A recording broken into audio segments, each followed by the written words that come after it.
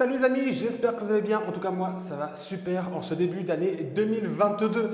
Et oui, 2022, ça sonne beaucoup mieux en anglais. Aujourd'hui, qu'est-ce qu'on va faire? On va se retrouver sur l'installation du nouveau setup gaming. Donc, comme vous pouvez le constater, le son n'est pas très ouf. Il y a pas mal d'écho. C'est la pièce vide. Donc, on va faire les tests. Donc, ça, c'est le micro-cravate connecté au Go Wireless 2. Donc, premier test, vous allez voir, ma voix n'est pas forcément ouf. Déjà, elle sera mieux que le micro-canon. Là, on va passer sur le micro Pro Plus, le mic Pro Plus de chez Rode, toujours. Donc là, il y a encore un peu plus d'écho. C'est normal parce que la pièce est entièrement vide.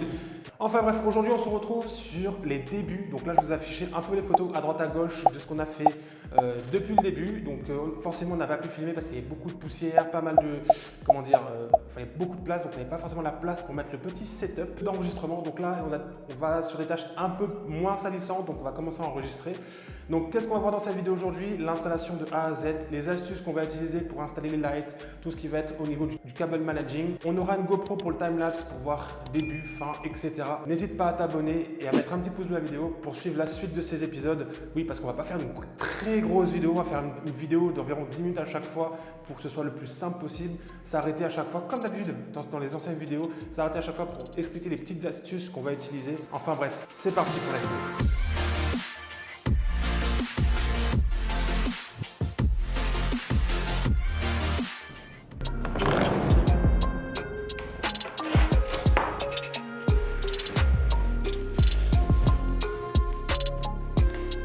Donc les amis, comme vous le savez, on fait pas mal de tournages vidéo, pas mal de connexions, pas mal de données data par rapport au serveur.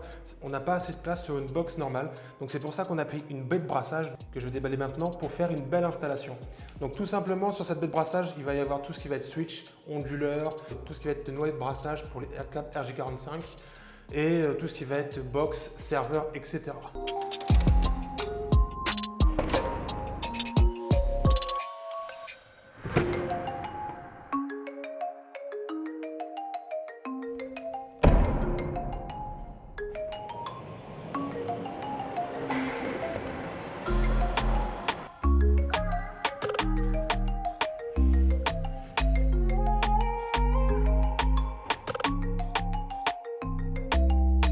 Donc là, on a les différents panneaux de la baie de brassage. Normalement, ça devrait être super simple à monter.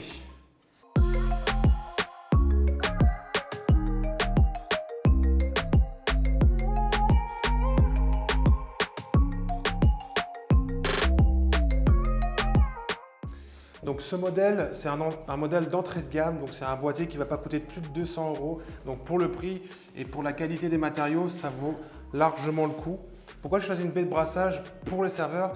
Chercher un truc où il y avait tout dans un coffret, pas avoir un meuble où il faut mettre tout un derrière l'autre, tandis qu'une baie de brassage est un peu plus sécurisée. Et moi je trouve ça en termes… alors certes, si vous avez juste une chambre, ça ne fera pas du tout l'affaire, mais si vous avez une pièce dédiée et pour câbler l'ensemble de votre maison, une baie de brassage c'est ce qu'il vous faut.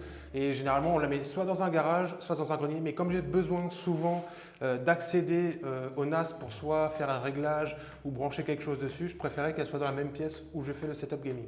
Selon les baies de brassage, ça dépend si vous rajoutez des ventilateurs ou non à l'intérieur, ça peut faire du bruit comme pas du tout. Pour commencer, justement, on va prendre la base. Donc moi, pour ma part, la base de ma baie, c'est ce panneau-là. Et on va venir fixer les panneaux latéraux. Comment on peut savoir que la baie de brassage c'est de l'entrée de gamme? Tout simplement, l'entrée de gamme, c'est qu'il n'y a pas de notice de montage, mais comme je l'ai déjà monté auparavant, j'espère que ce sera le même type de format. Donc pour commencer, vous allez le voir, comment on reconnaît l'avant-arrière d'un panneau latéral. C'est tout simple, au niveau de l'arrière, on va avoir les supports, tout ce qui va être mural. Donc ça, c'est ce qui représente l'arrière du panneau. Donc vous avez là justement pour mettre les gonds. Nous, on ne va pas l'accrocher directement au mur, on va juste le laisser par terre. Mais si vous le fixez au mur, vous voyez que ça, c'est la partie du dos. Donc hop, on vient mettre ça comme ceci. Et hop là. Donc on va venir par fixer, rechercher déjà les vis qui correspondent pour fixer tout ça. Donc comme vous pouvez le voir sur le côté, j'ai mis mon petit atelier, histoire d'avoir pas mal de visibilité dessus. Hop, donc on va venir tout de suite séparer nos éléments essentiels. Donc là, tout ce qui va être fixation pour le rack, la petite clé d'ouverture-fermeture de la baie avec son petit cadenas entre guillemets et toutes les petites vis latérales. Pour fixer la baie, il nous faut ces vis-ci. Donc selon les baies, selon les modèles, vous avez différents modèles bien sûr. On se munit d'un tournevis cruciforme et c'est parti. Donc sur ce petit de format d'entrée de gamme, ne pas visser jusqu'au bout la vis, ça sert strictement à rien. Mettez juste approximativement les vis qui vont permettre de tenir l'ensemble des panneaux. Pourquoi? Parce qu'après, généralement, ce qui arrive sur ce type de boîtier, c'est que les trous ne tombent pas forcément en face. Et il faudra jouer un petit peu pour que ça tombe en face. Donc là, on a mis les deux premières vis. On vient ajouter le deuxième panneau. Pareil, on va le repérer sur quelle partie est le mur. Hop.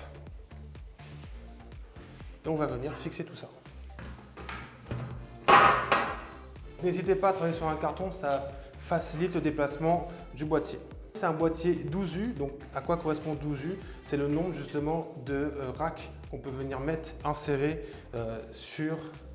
à l'intérieur de notre baie. Une fois qu'on a monté les deux panneaux latéraux, on va mettre le dessus. Bien sûr, l'ensemble n'est pas fixé, mais c'est histoire d'avoir la structure en son ensemble. Le dessus, vous voyez, il y a un peu plus d'aération, donc on peut en avoir aussi dans le bas. Mais moi, ce que je conseille, c'est au niveau de l'aération, de le garder au niveau du dessus, parce que la chaleur se cumule en haut. Voilà. Pareil, on a toujours les mêmes vis. Donc, on n'enfonce pas jusqu'au bout, hein.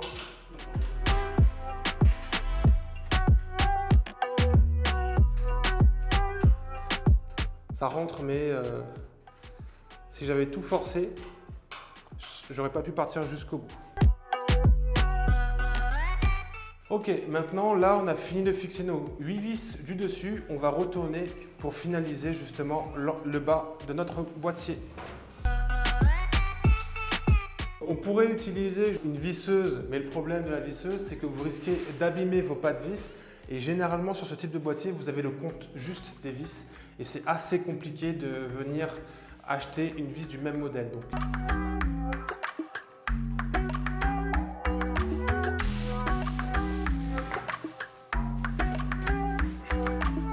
Donc on vient remettre notre boîtier dans le bon sens, comme ceci. Et avant de fermer les quatre côtés, on doit mettre à l'intérieur justement tout ce qui va soutenir nos racks. Donc quand je parle de rack, ça peut être un plateau, le serveur, etc.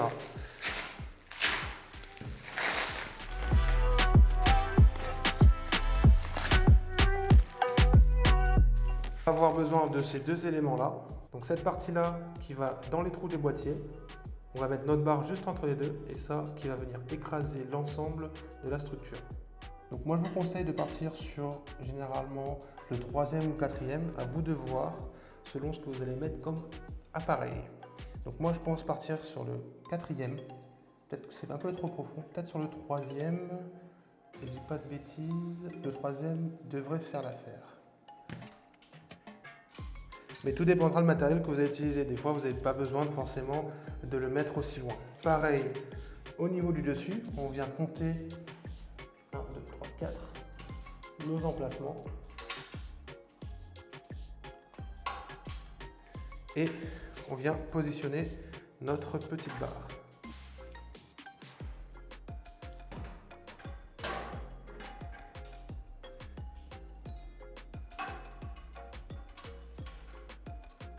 Donc, les petits clips que vous avez vus permettent de tenir justement l'écrou pour mettre la vis.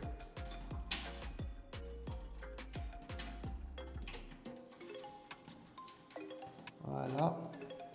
Et une fois que tout est en place, et on fait la même chose de l'autre côté.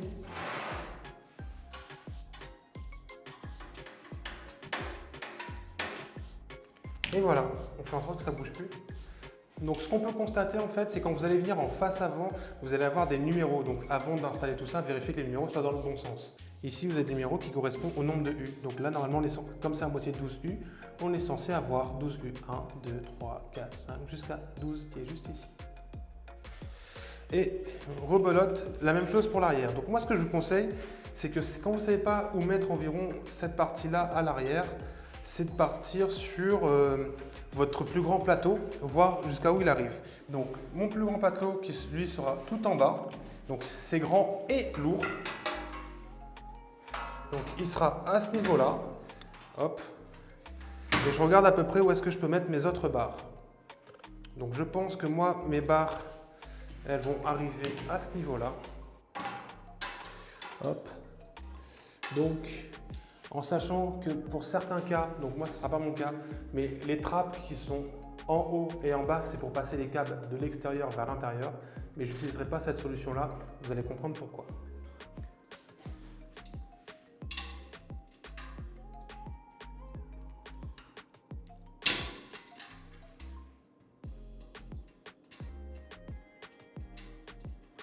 Une fois qu'on a nos 4 montants à l'intérieur qui sont montés, avec les bons numéros dans l'ordre, on peut recouvrir. Donc attention, moi je vais recouvrir pour 2 raisons. La première, c'est que les emplacements qui sont juste en haut et en bas, ils vont permettre à passer les câbles soit par-dessus quand votre serveur est en bas, soit par-dessous quand votre serveur se situe en hauteur. Dans mon cas, le serveur, il n'aura ni un emplacement au-dessus, ni un emplacement en bas, il va être sur le côté. C'est-à-dire qu'il faudra que je le modifie moi-même pour avoir l'ouverture que je veux. Donc là, comme vous pouvez le voir, on n'a pas terminé le boîtier, mais on va le positionner pour voir l'emplacement qu'il prend et on va installer un deuxième bureau parce qu'on a besoin de faire tout au millimètre près. Donc, le boîtier va tomber juste ici, hop, à ce niveau-là. Donc nous, ce qu'on viendra faire, c'est de positionner le câble un peu plus dans l'angle, comme ceci, et voilà. Donc là, il ne reste plus qu'à positionner le reste de la table, parce qu'en fait, on installera tous les bureaux le long de ce mur. Donc un bureau fait 1,80 m, sachant qu'on a 4,12 m de long. Ça va être short. C'est parti.